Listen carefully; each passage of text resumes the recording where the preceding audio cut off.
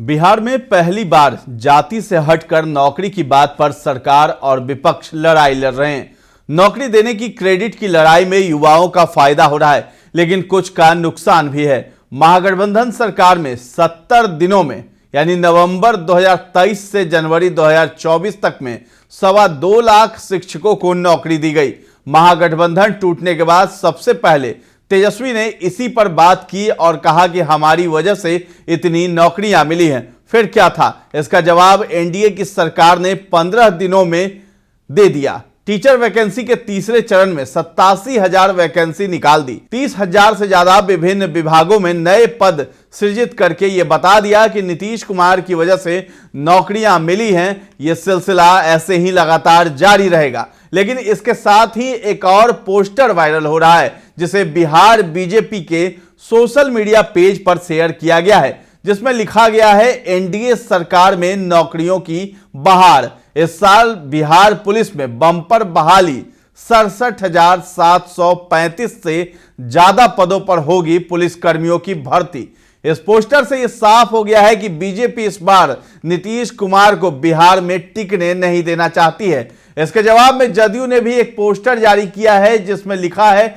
बिहार में रोजगार की बहार, हर क्षेत्र में रोजगार ही रोजगार। पोस्टर में साफ लिखा गया है कि नीतीश सरकार में रोजगार की बहार है। राज्य में 67,735 पुलिस कर्मियों की बहाली होगी।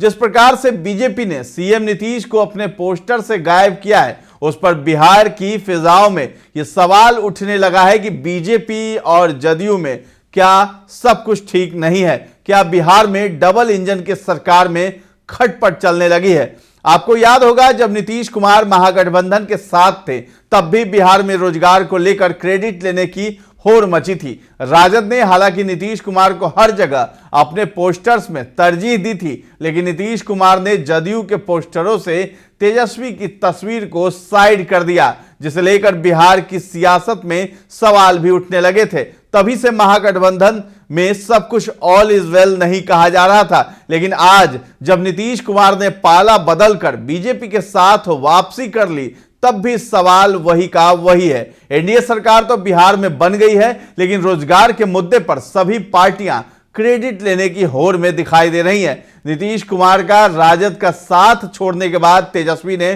पोस्टर जारी किया, 17 महीने बनाम 17 साल, जिसमें नौकरियों की भरमार की बात की गई। तेजस्वी ने बहुत सारे कार्यों को गिनाया और कहा कि यह हमने किया है। हालांकि अब बीजेपी जदयू ही आमने सामने आ गई है। एक कार्यक्रम में सम्राट चौधरी ने कहा भी था कि एक दिन बिहार में बीजेपी की सरकार बनाएंगे। इससे साफ है कि बिहार में नीतीश कुमार को दरकिनार करने की प्लानिंग पहले से रची जा चुकी थी। नीतीश कुमार के प्रभाव को बिहार में कम करने के लिए बीजेपी ऐसी रणनीति पर काम कर रही है, जिससे शायद नीतीश कुमार को आने वाले वक्त में इसका एहसास जरूर होगा। राजनीतिक विश्लेषकों का कहना है कि नीतीश कुमार को साइडलाइन करने के लिए बीजेपी का गेम प्लान पहले से तैयार था। आने वाले समय में जदयू पार्टी को खत्म करने के लिए बीजेपी की प्रायोजित रणनीति है।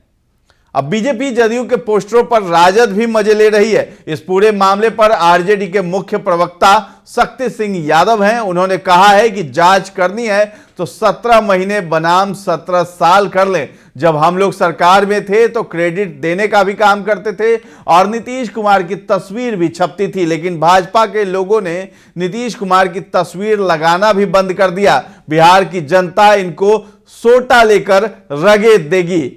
आने वाले समय में बिहार समेत 2024 का लोकसभा चुनाव होना है, साथ ही 2025 में बिहार विधानसभा चुनाव भी है। ऐसे में राजनीतिक पार्टियों में क्रेडिट लेने की होड़ मची दिखाई दे रही है। अब देखना है कि जनता इसे कैसे देखती है। फिलहाल आप इसे कैसे देखते हैं, यह हमें कमेंट सेक्शन में जाकर के बताएं और हमारे चैनल को अब तक सब्सक्राइब नहीं किया तो कर लीजिए। और अगर ये वीडियो आप फेसबुक पर देख रहे हैं तो हमारे पेज को लाइक और फॉलो करना न भूलें। धन्यवाद।